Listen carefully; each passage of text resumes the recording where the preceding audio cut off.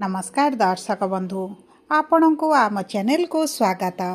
पवित्र सरस्वती पूजा बा श्री पंचमी हार्दिक अभिनंदन एवं शुभेच्छा जणाई आज कार्यक्रमटी को आरंभ करिबा।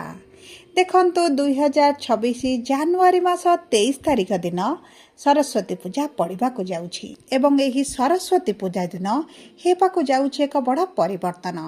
माने शनि प्रवेश करुचंती निज नक्षत्र रे, जेउ कारणरू 2026 सुख समृद्धि सफलता इच्छा अभिलाष पूरण हेबार एक शुभ भेटी देबा पई जाउछंती। तेबे देखंतु आपणकर राशिर स्वामी हेउचंती शुक्र, जे हेउचंती शनिदेवंकर मित्र।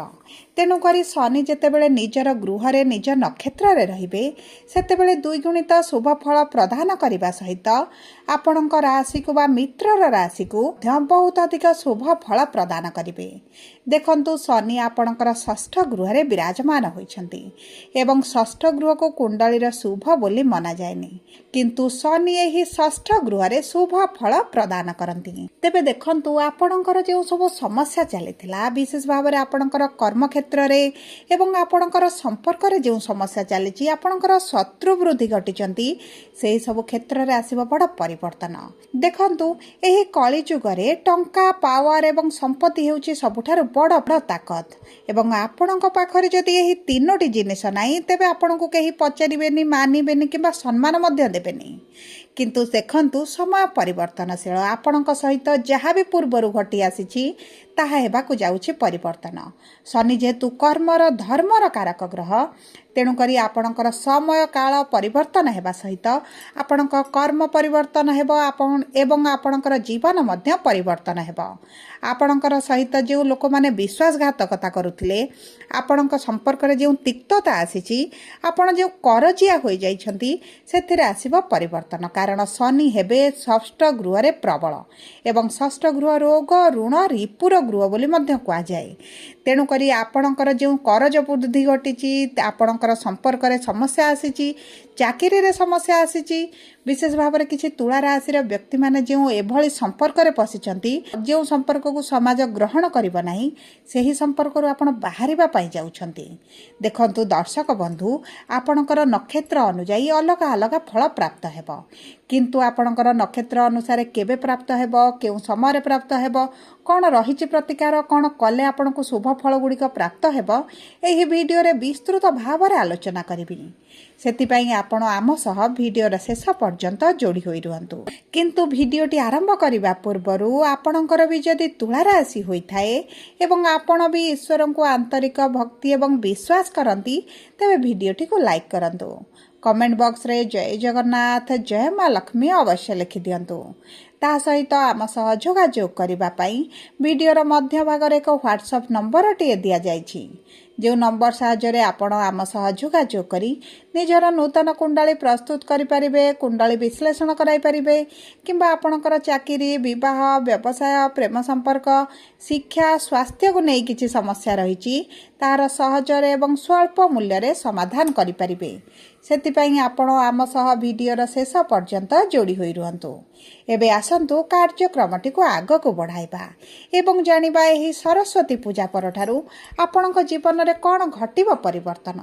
देखंतु आपणकर चतुर्थ एवं पंचम गृहर स्वामी होई शनि आपणकर षष्ठ गृह रे विराजमान करिसंती।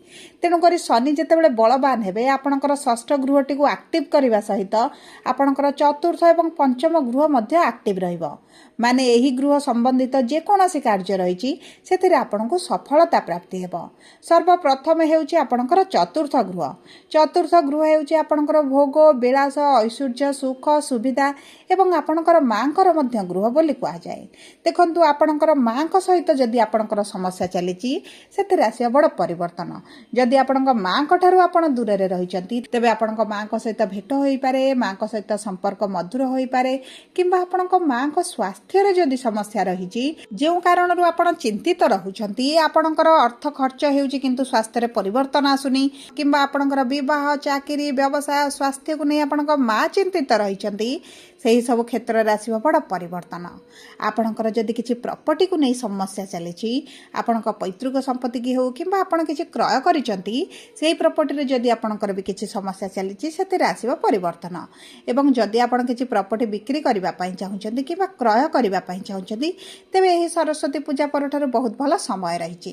ତା ସହିତ ଦର୍ଶକ ବନ୍ଧୁ, ଏହି ସମୟ ମଧ୍ୟରେ ଯଦି ଆପଣ ଗୃହ ପ୍ରବେଶ କରନ୍ତି, ଗୃହ କିଣନ୍ତି, ଜାଗା କିଣନ୍ତି, ଗାଡ଼ି କିଣନ୍ତି କିମ୍ବା କିଛି ଆପଣଙ୍କ ଭୋଗ ବିଳାସ ଐଶ୍ୱର୍ଯ୍ୟର ଜିନିଷ କିଣିବା ପାଇଁ ଚାହୁଁଛନ୍ତି, ତେବେ ଆପଣଙ୍କ ପାଇଁ ବହୁତ ଅଧିକ ଶୁଭ ସମୟ ରହିଛି। ଏବଂ ଦେଖନ୍ତୁ, ଯେଉଁ ବ୍ୟକ୍ତିମାନଙ୍କର ଶିକ୍ଷା, ସନ୍ତାନ ଏବଂ ପ୍ରେମ ସମ୍ପର୍କରେ ସମସ୍ୟା ଥିଲା, ସେହି ସବୁ କ୍ଷେତ୍ରରେ ଆସିବ ବଡ଼ ପରିବର୍ତ୍ତନ। କାରଣ ଆପଣଙ୍କ ପଞ୍ଚମ ଗୃହର ସ୍ୱାମୀ ହେଉଛନ୍ତି ଶନିଦେବ। ଦେଖନ୍ତୁ, ଆପଣଙ୍କ ଶିକ୍ଷା କ୍ଷେତ୍ରରେ ବା ଆପଣଙ୍କର ଶିକ୍ଷାର ଗୃହରେ ରାହୁ ବିରାଜମାନ ହୋଇଥିବାରୁ ଆପଣଙ୍କର ଶିକ୍ଷାରେ ମନ ହଟିଯାଉଛି, ଆପଣ ଭ୍ରମିତ ରହୁଛନ୍ତି, ଆପଣଙ୍କର ଅନ୍ୟ ଦିଗ ପ୍ରତି ଆକୃଷ୍ଟ ବଢ଼ୁଛି, ଆପଣ ପାଠ ପଢ଼ୁଛନ୍ତି କିନ୍ତୁ ମନେ ରହୁନି, ବିଭିନ୍ନ ପ୍ରକାର ଶିକ୍ଷାର ସମସ୍ୟା ଆସୁଛି। କିନ୍ତୁ ଯେଉଁମାନଙ୍କର ରାହୁ କୁଣ୍ଡଳୀରେ ଭଲ ଅଛନ୍ତି, ଚାଲାକ ଚତୁର ବୁଦ୍ଧିମାନ କରିବା ସହିତ ଖୁବ୍ କମ୍ ସମୟରେ ଆପଣ ଶିକ୍ଷାଗୁଡ଼ିକୁ ମନେ ରଖିଦେବେ, ପାଠଗୁଡ଼ିକୁ ମନେ ରଖିଦେବେ, ଆପଣ ପରୀକ୍ଷାଗୁଡ଼ିକରେ ଭଲ କ୍ୱାଲିଫାଏ ମଧ୍ୟ କରିବେ। କିନ୍ତୁ ଯେଉଁମାନଙ୍କର ରାହୁ ଖରାପ ଅଛନ୍ତି, ଏଇ ଯେଉଁ ପୂର୍ବରୁ ସମସ୍ୟା ଗୁଡ଼ିକ ଆପଣ ଦେଖୁଛନ୍ତି, ସେଥିରେ ଆସିବ ପରିବର୍ତ୍ତନ। ଆପଣ ଯଦି କିଛି ଇଣ୍ଟରଭ୍ୟୁ ଏଣ୍ଟ୍ରାନ୍ସ ପରୀକ୍ଷା ଦେବାକୁ ଚାହୁଁଛନ୍ତି, ତେବେ ମଧ୍ୟ ଆପଣ ସେଥିରେ କୃତକାର୍ଯ୍ୟ ହେବେ। ତା ସହିତ ଦେଖନ୍ତୁ, ଶନି ଯେହେତୁ କର୍ମର କାରକ ଗ୍ରହ, ଆପଣଙ୍କୁ ତ କର୍ମ ନିଶ୍ଚିତ ଭାବରେ କରିବାକୁ ପଡ଼ିବ। ଏବଂ ଆପଣଙ୍କ ପ୍ରେମ ସମ୍ପର୍କରେ ଯେଉଁ ଦୂରତାଟି ବଢ଼ିଯାଇଛି, ଉଭୟଙ୍କ ମଧ୍ୟରେ ତର୍କ ବିତର୍କ ଭଳି ପରିସ୍ଥିତି ଚାଲିଛି, ସନ୍ଦେହ ଚାଲିଛି, ସମ୍ପର୍କ ଆଗକୁ ବଢ଼ୁନି ଏବଂ ଆପଣ ବଢ଼ାଇବାକୁ ଚାହିଁଲେ ମଧ୍ୟ ବଢ଼ିପାରୁନି, ତେବେ ଦେଖନ୍ତୁ, ଏହି ସରସ୍ୱତୀ ପୂଜା ପରେ ଆପଣଙ୍କ ସମ୍ପର୍କ ବିବାହରେ ପରିଣତ ହୋଇପାରେ କିମ୍ବା ଆପଣଙ୍କର ବ୍ରେକଅପ୍ ମଧ୍ୟ ହୋଇପାରେ। ଆପଣଙ୍କ ଜୀବନରୁ ନିଶ୍ଚିତ ଭାବରେ କିଛି ନା କିଛି ସମ୍ପର୍କ ଚାଲିଯିବ। ସବୁଠାରୁ ବଡ଼ କଥା ହେଲା, ଆପଣ ଏହି ସମୟ ମଧ୍ୟରେ ଆପଣଙ୍କର ରୋଜଗାରକୁ କିଭଳି ବଢ଼ାଇବେ ସେ ଦିଗ ପ୍ରତି ଆପଣ ଦୃଷ୍ଟି ଦେବେ। ଆପଣଙ୍କର ନୂତନ ବ୍ୟବସାୟ ଆରମ୍ଭ କରିପାରନ୍ତି କିମ୍ବା ଆପଣଙ୍କର ଯେଉଁ କାର୍ଯ୍ୟଗୁଡ଼ିକ ପେଣ୍ଡିଂ ରହିଛି କିମ୍ବା ପୂର୍ବରୁ ଆପଣ ଛାଡ଼ି ଦେଇଥିଲେ, ସେହି କାର୍ଯ୍ୟଗୁଡ଼ିକ ମଧ୍ୟ ଆପଣ ପୁନର୍ବାର ଆରମ୍ଭ କରିପାରନ୍ତି। ତା ସହିତ ଯଦି ଆପଣଙ୍କର କିଛି କାନୁନି କେସ୍ ଚାଲିଛନ୍ତି, ସେଥିରୁ ଆପଣ ମୁକୁଳି ଯିବେ। ଏବଂ ସବୁଠାରୁ ବଡ଼ କଥା ହେଲା, ଆପଣଙ୍କ ଜୀବନରୁ କିଛି ଲୋକମାନେ ଦୂରେଇ ଯିବେ ବା ଆପଣଙ୍କ ଜୀବନରୁ କିଛି ଲୋକମାନଙ୍କୁ ଆପଣ ସ୍ୱୟଂ କାଟିଦେବେ। ଦେଖନ୍ତୁ, ଯେଉଁମାନେ ଆପଣଙ୍କ ସହିତ ଛଳନାରେ ଯୋଡ଼ି ହୋଇଥିଲେ, ନିଜ ସ୍ୱାର୍ଥ ପାଇଁ ଯୋଡ଼ି ହୋଇଥିଲେ, ମିଥ୍ୟା ସମ୍ପର୍କ ଆପଣଙ୍କ ସହିତ ଯୋଡ଼ିଥିଲେ, ସେହି ସମ୍ପର୍କ ଗୁଡ଼ିକ ଆପଣଙ୍କର କଟିଯିବ। ଏବଂ ଦେଖନ୍ତୁ, ଆପଣଙ୍କର ଯେଉଁ ଅଯଥା ଖର୍ଚ୍ଚ ଗୁଡ଼ିକ ରହିଥିଲା, ସେହି ସବୁ ଖର୍ଚ୍ଚରେ ଆସିବ ଆପଣଙ୍କର ନିୟନ୍ତ୍ରଣ। କିନ୍ତୁ ଦେଖନ୍ତୁ, ଆପଣଙ୍କର ଲାଭର ଗୃହରେ ଯେହେତୁ କେତୁ ବିରାଜମାନ କରିଛନ୍ତି, ଆପଣଙ୍କ ଅର୍ଥ ଇନକମ୍ ଏତେଟା ନ ବଢ଼ିଲେ ସୁଦ୍ଧା ଆପଣଙ୍କର ଖର୍ଚ୍ଚ ଗୁଡ଼ିକ ରୋକ ଲାଗିଯିବ, ଯେଉଁ କାରଣରୁ ଆପଣଙ୍କର କରଜ ଋଣ ଶୁଝିବା ପାଇଁ ମଧ୍ୟ ଆପଣ ସକ୍ଷମ ହେବେ।